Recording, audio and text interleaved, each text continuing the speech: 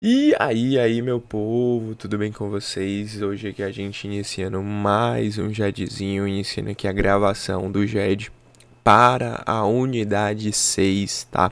Unidade aí que vai falar sobre a organização sindical. Pessoal, essa unidade 6 e a unidade 7, elas são muito importantes, tá bom?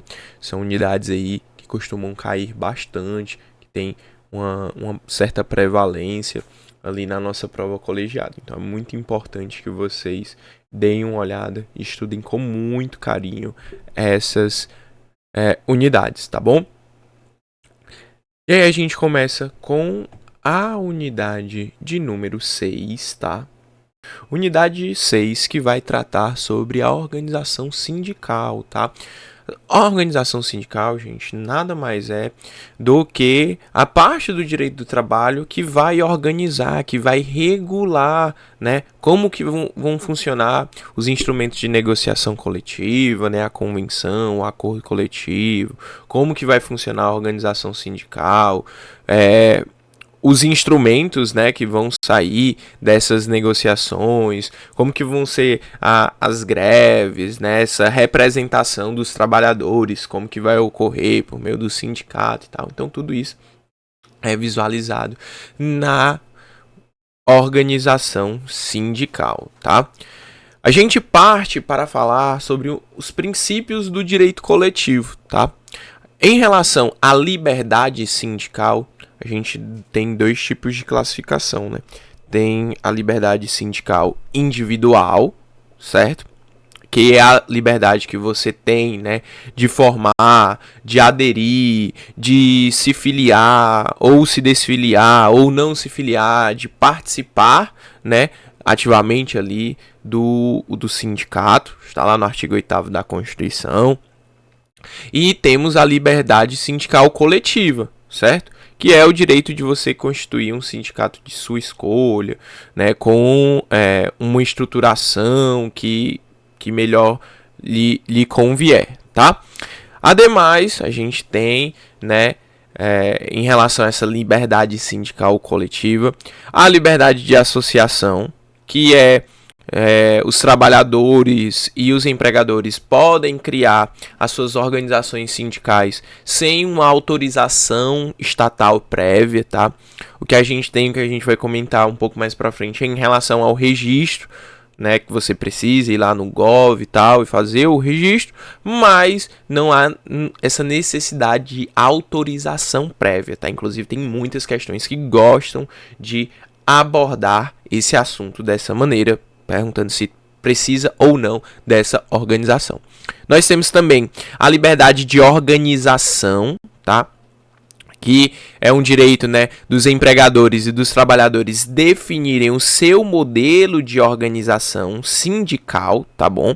E aí, esse modelo, ele não foi adotado aqui no Brasil, né? Aqui no Brasil a gente tem uma estrutura mais rígida, tá? Que a gente vai tratar características daqui a pouquinho. E aí vocês me perdoem aqui, tá? Mas bem aqui é sindical, tá? Eu fiz ontem. E aí vou até dar uma pausa aqui na gravação para poder ajeitar e verificar logo.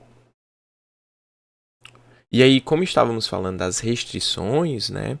Das liberdades, perdão, né? A gente vai falar sobre as restrições. E aí, em relação, né, à unicidade sindical e a unidade sindical, tá?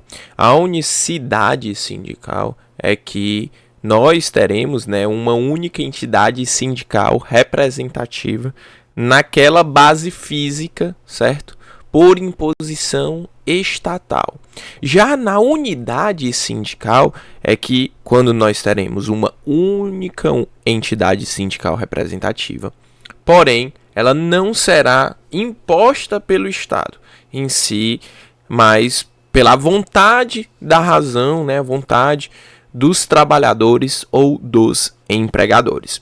Aqui no Brasil, certo? Adotamos a unicidade sindical, tá bom? Esse modelo mais rígido, tá? De que teremos apenas uma única entidade sindical representativa naquela base, né, territorial mínima, que a gente vai já falar mais à frente, por imposição estatal, tá certo? E aí, aproveitar que a gente estava falando, né, de restrições e da base territorial, a gente vai falar agora sobre a base territorial mínima, né, gente? Base territorial mínima, ela diz respeito, né, a essa não possibilidade de criação de um sindicato, né, de mais de um sindicato, mais de uma organização, numa mesma base territorial, certo? E essa base territorial, ela não pode ser inferior à área de um município, tá?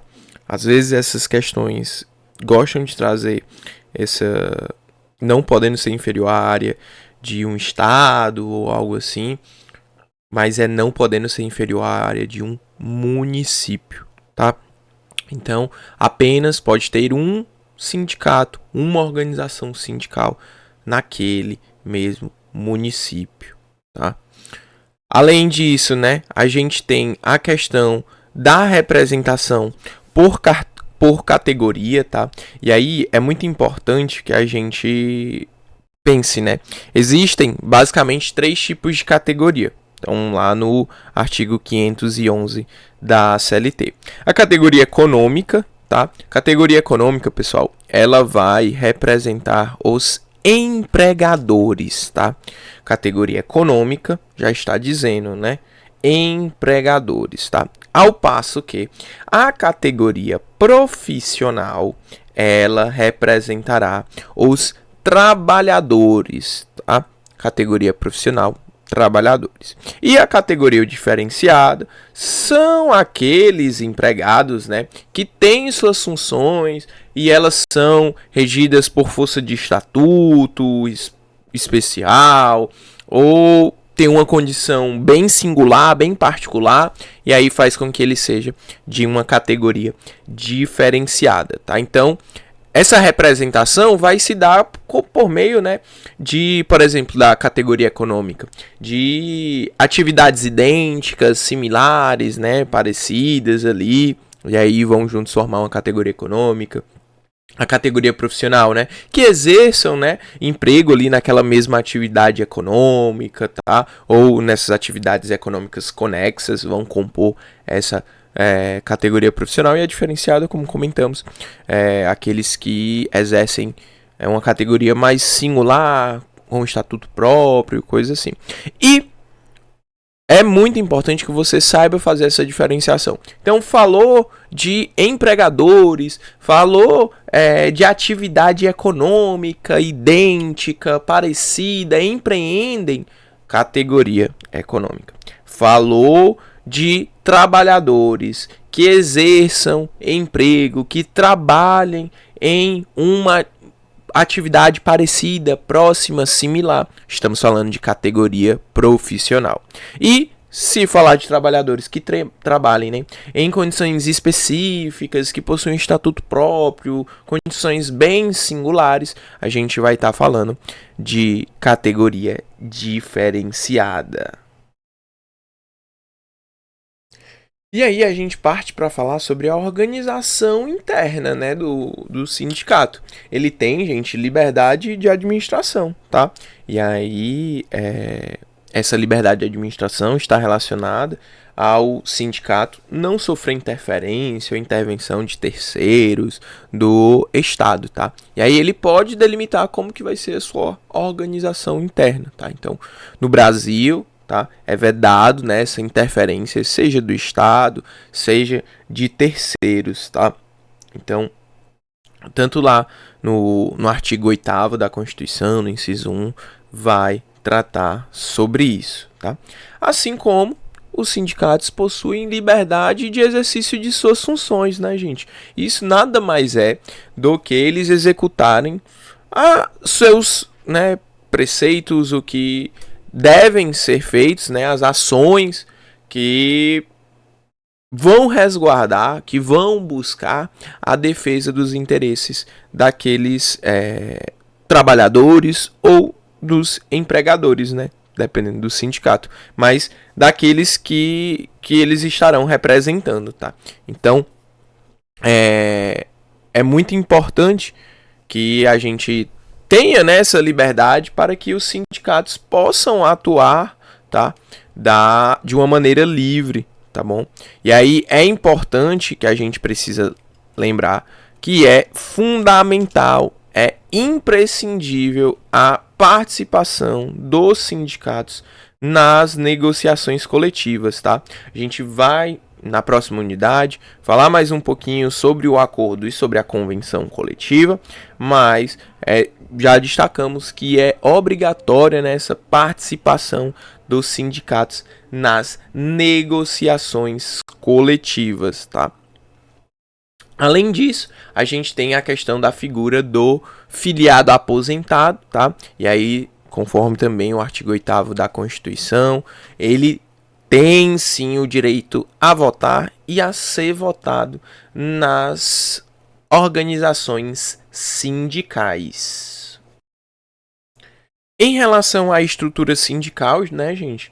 A gente tem basicamente uma pirâmide, né, em que no topo, né, a nível nacional, nós teremos a confederação, tá? Abaixo, nós teremos a nível estadual a federação. E abaixo, né, a gente vai ter o sindicato base, né, a nível municipal, lembrando sempre, né, a base territorial mínima, tá? E aí esse sindicato base, né, vai ser essa associação para essa defesa, né, dos interesses comuns daqueles empregados ou empregadores, né? A federação, ela vai ser organizada por no mínimo 5 sindicatos, tá? Uma federação, ela é organizada por no mínimo 5 sindicatos. E a confederação, a nível nacional, ela é organizada por no mínimo 3 confederações, tá? 3 confederações. Além disso, a gente tem também a figura das centrais sindicais, tá? Porém, gente, as centrais sindicais, ela exercem, né, um papel um pouco diferente, certo? São muito mais para coordenar ali essa representação operária. Elas não são propriamente, né, uma entidade sindical, não fazem parte da estrutura, assim como não podem, né, participar ali das negociações coletivas, tá? Não são entes que têm legitimidade para negociar coletivamente, tá bom? Como a gente havia comentado, né, o registro sindical, ele deve ser feito no órgão competente, né? A gente tem a revogação dos artigos 515 a 521 da CLT em razão a isso. E aí, basicamente, hoje em dia está quase tudo online, né? No Gov, você consegue fazer essa solicitação do registro sindical, tá certo?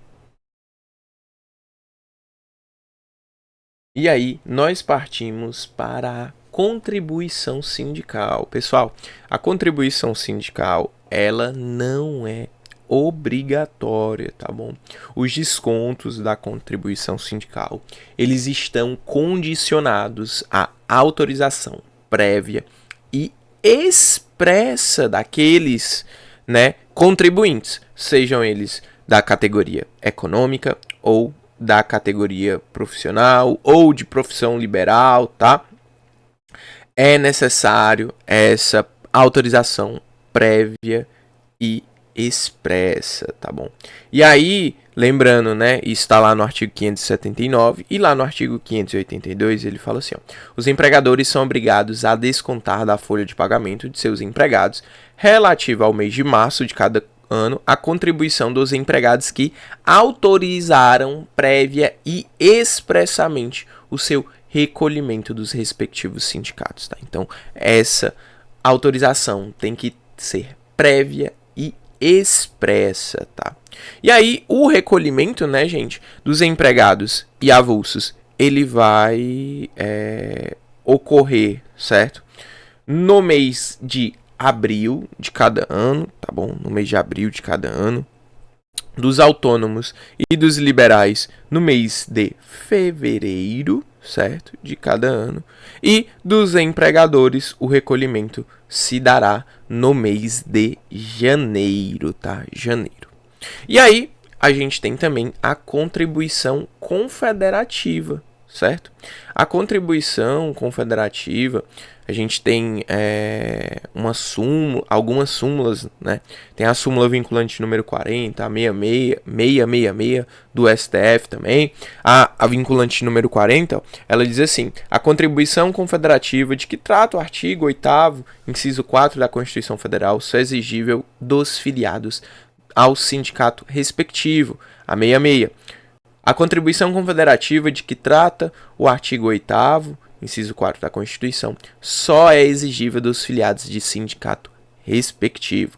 E aí, o que trata, né, esse artigo 8º, inciso 4? Ele diz assim, ó: a Assembleia Geral fixará a contribuição que, em se tratando de categoria profissional, será descontada na folha para o custeio do sistema confederativo da representação sindical, independente de contribuição prevista em lei. O que é essa contribuição prevista em lei?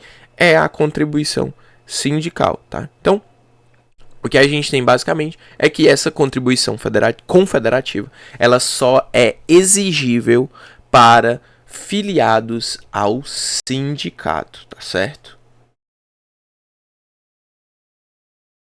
Nós temos também a contribuição assistencial, tá, gente? Contribuição assistencial, ela fala, né, sobre ser aprovado por, né, um recolhimento aprovado por convenção ou acordo coletivo, justamente para descontar, né, na folha de pagamento. E aí, esse tema, né, já foi discutido algumas vezes, já foi se firmado uma tese em 2017 de que essa contribuição assistencial, né, aprovada por meio de convenção, acordo coletivo, era inconstitucional, tá? Porém, atualmente, a tese que vigora é a tese de repercussão geral do tema 935, tá? Que é a seguinte: é constitucional a instituição, por acordo ou convenção coletiva de contribuições assistenciais a serem impostas a todos os empregados da categoria, ainda que não sindicalizados, desde que assegurado o direito de oposição, tá? Então, você poderá, certo, se opor a esse recolhimento, tá? Então, são contribuições, né, de maneira assistencial ali. A gente sabe que justamente os sindicatos, né, por não ter mais, né, essa obrigatoriedade da contribuição, perderam, né, quase que praticamente toda a sua renda. Então, existe essa contribuição assistencial aí. Porém, é muito importante que você observe esse final, né? Desde que é assegurado o direito de oposição. Então, você poderá ainda se opor a essa contribuição assistencial, por mais que tenha, né, esse acordo, né, ou convenção coletiva firmando esse recolhimento dessa contribuição assistencial. Você deverá, né, você poderá, na verdade, né, se opor a esse desconto e a essa contribuição. E nós temos também a contribuição associativa, pessoal. Contribuição associativa, ela faz jus, né, vai falar sobre parcelas mensais, tá, que são pagas pelos trabalhadores associados, que vão garantir vantagens corporativas, tá? Às vezes, né, extensivo até os seus dependentes, e aí vai, por exemplo, acessos a clubes, a espaços de recreio, né, entretenimento. Então, o sindicato pode, por exemplo, firmar uma parceria, né, com um local, com uma agência ou algo assim, para poder oferecer benefícios, né, aos seus associados. E aí é uma maneira, né, o sindicato tem para poder fazer com que tenha, né, aquele associado e consiga ter aquele valor ali, por exemplo, tá? E aí, para finalizar, a gente vai falar sobre a administração do sindicato, tá? Ali, conforme o artigo 522 da CLT, a administração do sindicato vai ser exercida por uma diretoria, certo? Que vai ser o órgão, né, executivo do sindicato, que vai dar cumprimento às deliberações da Assembleia Geral, tá? Quem vai representar ali no dia a dia, quem representa o sindicato. O Conselho Fiscal, a diretoria, gente, ela é constituída, né, de no máximo 7 e de no mínimo 3 membros, tá? Um Conselho Fiscal, tá? Que vai ser composto por 3 membros. E uma Assembleia Geral, tá? Essas pessoas todas serão eleitas em uma Assembleia Geral, que é o órgão máximo do sindicato, tá? É ele que vai, né, fazer, ele vai dispor sobre prestação de contas, aplicação do patrimônio, penalidade, vai falar sobre as pautas, né, a serem abordadas na negociação coletiva, no acordo coletivo, tá? E a gente tem também a figura dos delegados sindicais, tá bom? Gente, os delegados sindicais, eles, né, se denominam, né, aqueles que foram, né, eleitos pelos companheiros para representá-los, né, junto ao sindicato da categoria profissional, tá? Delegados sindicais, eles são trabalhadores de uma empresa eleitos pelos seus companheiros para representá-los junto ao sindicato da categoria profissional. Esses não têm estabilidade, tá? Segundo a OJI 369, os delegados sindicais não possuem estabilidade, tá? E assim, pessoal, nós encerramos esse nosso GEDzinho curtinho, rápido, pra gente não perder nada, não perder muito tempo. E já vamos partir para o próximo, tá? Estude essa unidade, vejam os slides da professora, deem uma lida nos artigos, porque ela é muito, muito importante para a nossa colegiada, tá certo?